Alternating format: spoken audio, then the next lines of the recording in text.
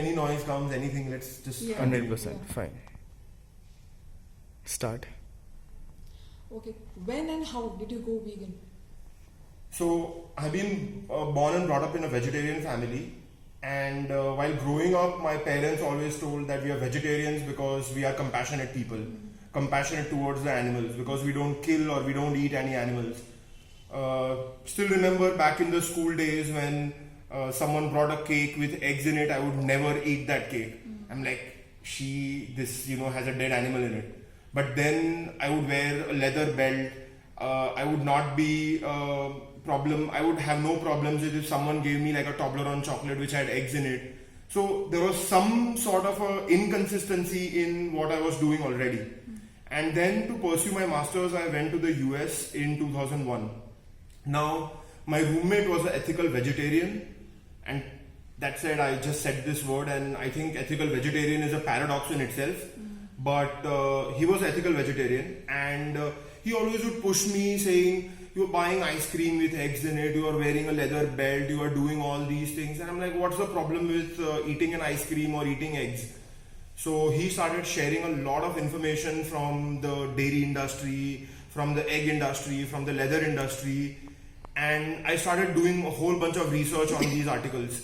I started seeing a whole bunch of these videos. And quickly I made the connection that there is really no difference between a piece of meat, a leather belt, a glass of milk, or a block of cheese that I loved so much. And the moment I connected those dots, I had to reconcile, this problem between that I think that I am a compassionate person, but that my actions are not compassionate at all. So I had to reconcile that issue. I had to take a stand. Now there were two ways out of it. Either I not do anything about it and say that I accept that I'm doing all these things and move on with my life, or I do something about it. And all my research pointed only towards one direction, that the bare minimum I can do to be compassionate from my plate, to be compassionate in my lifestyle, was to at least go vegan. So that day when I I connected those dots and made this call that going vegan is the way to go, I decided to turn vegan. Like a lot of people say that आप gradually vegan bano, you become a vegan step by step. I thought this does not work for me. Like I can't do it step by step. Either I'm a vegan or I'm not a vegan, and I've decided to be a vegan.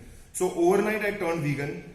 I looked at my entire house, everything in the house which was non-vegan, from my food to my toothpaste to my soap to my shampoo to everything that was tested on animals to my woolen jacket. I gathered all of those things.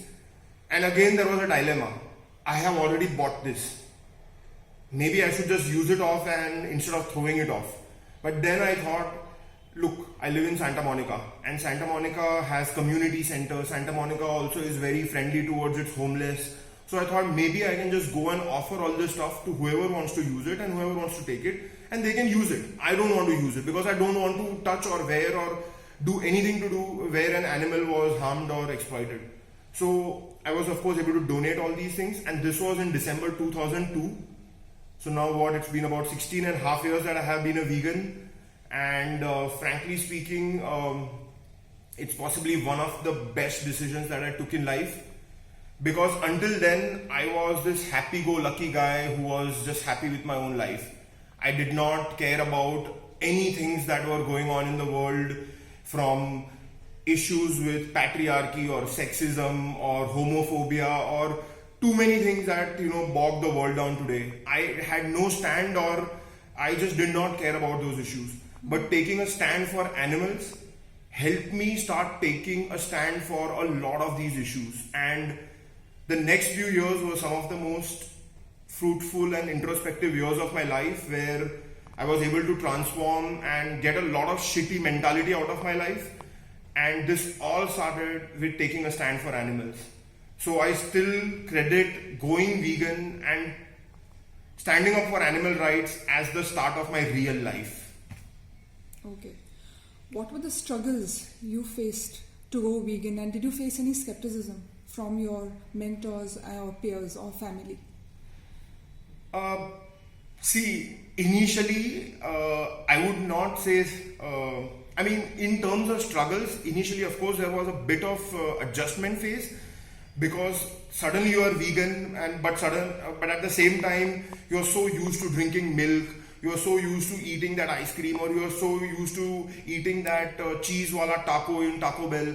So I'm like, okay, sure, this is a slight small adjustment phase, but considering that 80 billion animals are slaughtered every single year and they suffer so much before getting slaughtered, to me this adjustment phase was nothing. I mean, it didn't ever felt like that I was struggling or I was suffering or I had to give up on anything. It was a small alternatives and my life was okay. Finding food in last 16 and a half year has been least of my problems, frankly speaking. The bigger problem was actually managing people's expectations and people's mindsets. In the US, people are very accepting. So when I was in Los Angeles, no one really cared that I went vegan. They were all very respectful of my choice. They're like, okay, you are vegan, fine. All worked out okay in the US. It was when I came back to India and I moved to India is when all the problems started. Because if I go out to eat at some relative's place, they will be like, अरे थोड़ा घी डाल दिया तो क्या problem, एक पनीर का piece से क्या प्रॉब्लम हो जाने वाला है. एंड आई एम लाइक, अगर मैंने आपके खाने में एक मीट का पीस डाल दिया तो चलेगा आपको. So for you whatever that is, for me paneer is also the same. So initially there was a lot of friction and I realized that I was actually not changing anyone.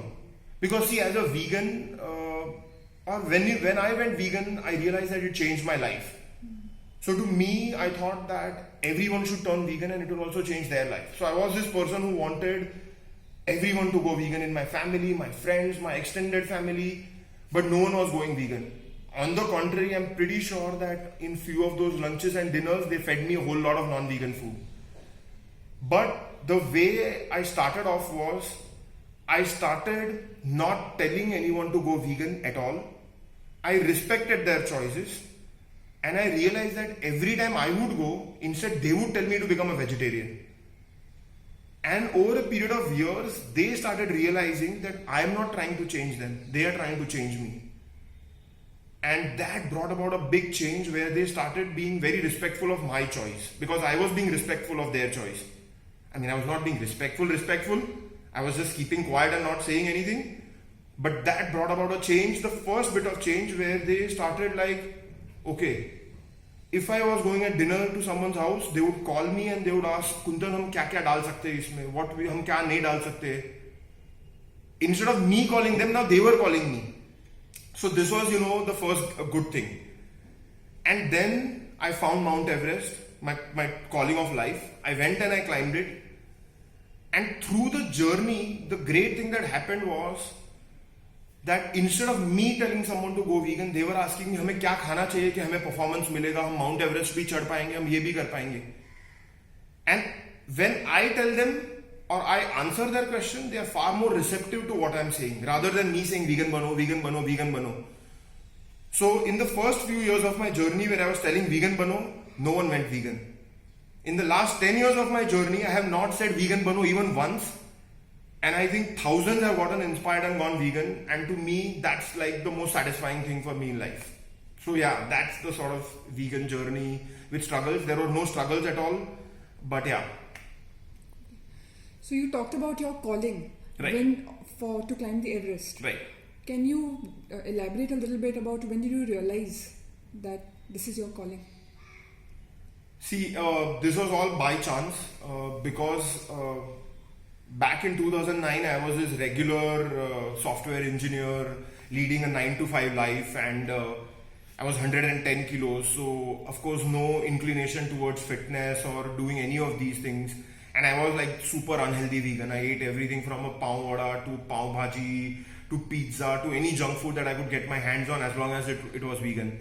So life was pretty good. There was no midlife crisis or anything which drove me towards climbing or anything. And then Dipti, my wife, and I decided that we wanted to go to Shimla to see some snow. February 2009 we reached Shimla, and in the winters, and first 5-6 days we saw absolutely no snow. It would get overcast every day. We would think snowfall hone wala hai, but kuch bhi nahi. And then 7th day we drive to this place called Narkanda on the Hindustan-Tibet highway. Now, when we are standing in Narkanda, in the village, it's surrounded by gigantic Himalayan mountains all everywhere. And all great, but हमको तो snow को touch करना था. So we decided to drive to this place called Hatu Peak, which was about an 8-kilometer drive from Narkanda. So we start driving, and about a kilometer into the drive, we run into almost a feet and half of snow, and the car can't go any further. So our driver says, "आप नीचे उतरो, snow में खेलो, हो गया अभी, we can all go home." So we get down in the snow and we play, we enjoy our time, and then I told Dipti, "We have enjoyed, let's walk a little further. अभी तो इतना मजा आ रहा है हमें." I had no idea about trekking. I was wearing a t-shirt and a jeans and chappals, so not even prepared to do any of this. But we ended up walking for about 4 hours without telling our driver. And at the end of 4 hours, we had finished the 8-hour trek to the top of Hatu, 8-kilometer trek to the top of Hatu Peak. And since you asked me, when did the calling start? It was exactly when I was on top of that mountain where I realized that this is how I want to feel for the rest of my life. Imagine that, sometimes you're constantly either thinking about or planning for the future, or sometimes you're constantly pondering over the mistakes in past. All of that melted away in that moment, and the present moment came into extreme focus, and I was able to live in that moment. I truly felt happy and alive for like the first time in my life, or I truly felt like that for the first time in my life. And I told myself that for the rest of the life, I want to chase this state of mind. So it's not as if I started loving the mountains. It's just the state of mind that I started enjoying. I came to Bombay, thought that next day when I go to my job and write my piece of code, I will feel exactly like how I felt on the top of that mountain. Unfortunately, I did not. Unfortunately, anything that I did in the city, I did not feel that way. So I signed up for another mountain trek a month later, and I went. And when I was on top of that mountain, I felt exactly the same. Actually, throughout the trek, I felt exactly like that. Which is when about a year and a half later, many treks later, I signed up to walk to Everest Base Camp. Now, Everest is of course the tallest mountain in the world, and I always wanted to see Everest. I always wanted to see it up front in my front of my eyes. So I signed up for this hike, and about 10 days of some amazing scenery, some gigantic mountains. We were at this place called Pumori Base Camp. Now Pumori Base Camp is right next to Everest Base Camp, but it offers some of the best views of Everest itself. So that evening we were in the dining tent, और someone was just बैठे थे, खाना खा रहे थे, chit-chatting, seeing some photos. Life was good. And then someone started shouting my name. So in the mountains, it's almost always never good कि कोई चिल्ला रहा है तुम्हारा नाम. So I quickly ran out, and there was this Sherpa standing, and he's like, look at Everest. So I turned around and I looked at Everest. Now imagine there is this gigantic mountain range. I mean, you can't even fathom how big Everest range is. But every mountain has turned into the color of grey and blue and black. But Everest is like standing out from between, burning golden in color. As if, someone has lit Everest on fire. It was the sunset happening, so last rays were falling on Everest. And when I saw Everest this way, I had found the dream of my life and the calling of my life. As much as it seemed impossible that day कि यार Everest पे कैसे पहुंचूंगा, I mean यहाँ खड़ा हूँ और वो पहाड़ इतना दूर लग रहा है कि मैंने बोला इससे तो अच्छा मैं शायद मून पे ही पहुंच जाऊंगा इसके पहले तो. It looked that impossible. But I promised myself that I'm going to come back and climb this mountain one day. And that day in October 2010 is when I actually truly said that I'm going to climb Mount Everest. And then I came back home and went on the journey to sort of prepare and climb Everest. Coming to preparations, how did you start preparing? How much time did it take for you to prepare for your first attempt? So one of my expedition leaders, Tim Rippel, he told me that the secret behind climbing Everest is to build a top of the world body and a top of the world mind. So when I came back home, I knew that the journey is going to be about building the top of the world body and mind. Everything else is just going to be part of the journey. And building a top of the world body did not seem very complicated because there is a blueprint to getting physical fitness. You can go on internet, you can figure out what you have to do and just be able to consistently do it for a few years and you would gain that physical fitness. So I broke down my physical fitness journey into 3 parts. One was building superior cardiovascular endurance. Second was building enough strength in my body that would support the cardiovascular endurance. And third was a very critical piece, which was getting my resting heart rate below 45 beats per minute. Now, I'm an engineer and I like reverse engineering things. So as I was reverse engineering how to climb Everest, I saw a pattern in all the famous and successful Everest climbers, and that pattern was that each one had a resting heart rate of about 38 or 40. So these were the 3 things that I had to truly focus on. And to give you a sense of what a week or what a training week would look like for me, let's say on a Monday, Wednesday, Thursday and the weekend, I would go hiking. Now, a lot of people ask me, how can you go hiking in the weekdays? I start my hike or I leave Mumbai by about 4 in the morning. I reach the base village by about 6:30. I finish my hike in about 2 hours.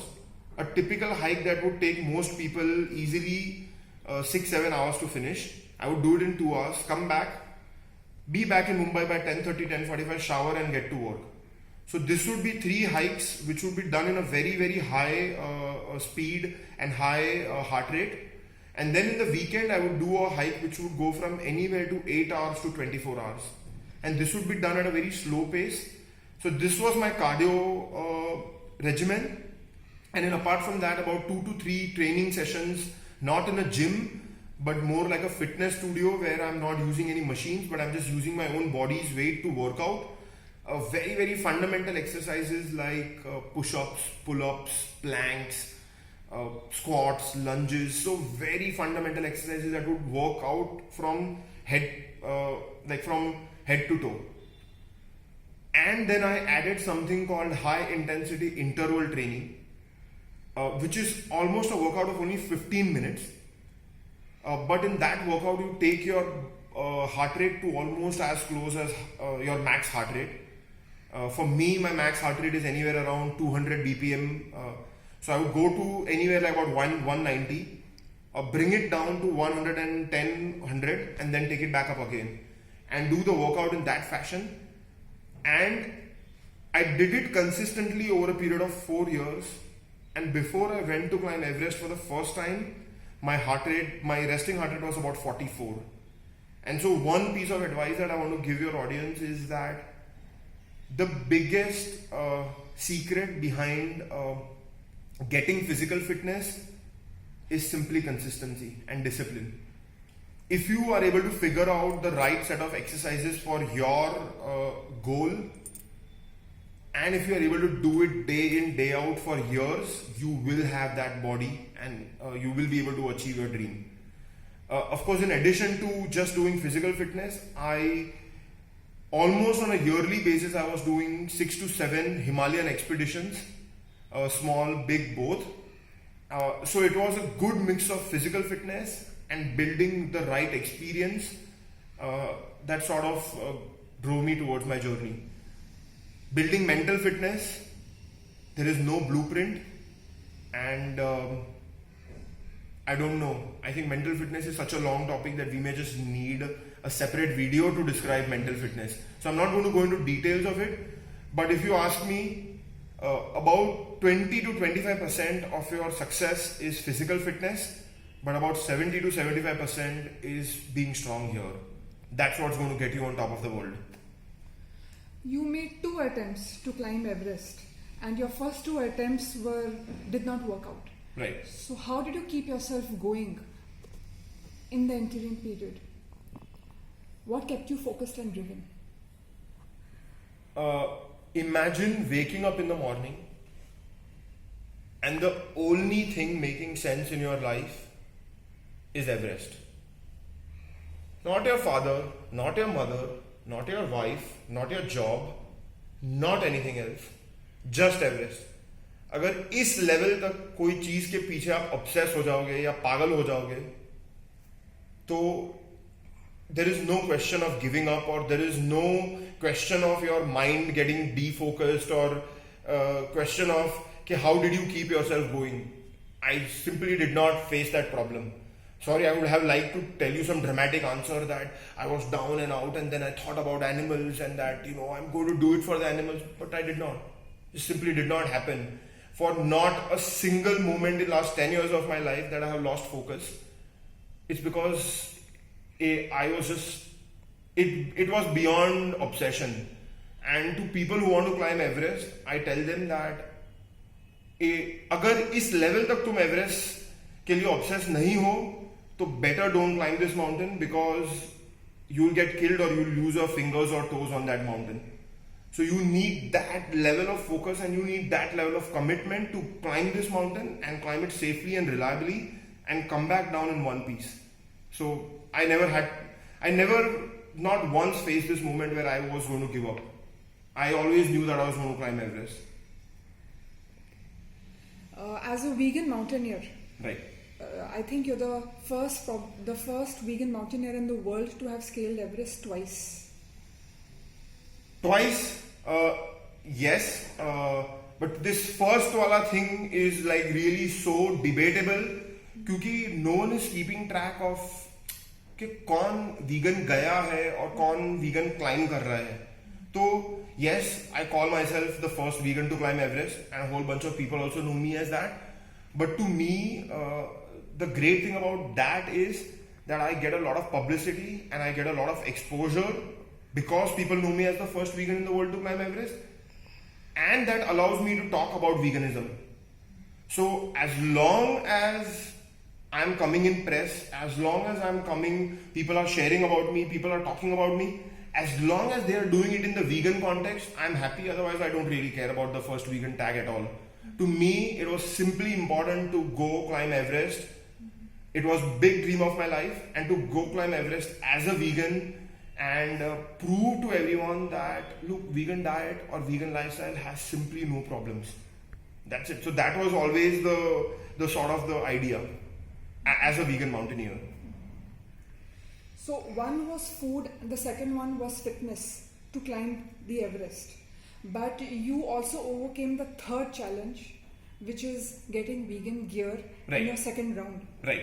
So can you talk about the challenges that you faced across to access that kind of gear this time round? So as I have previously mentioned that finding vegan food has simply never been a problem. It's been 16 and a half years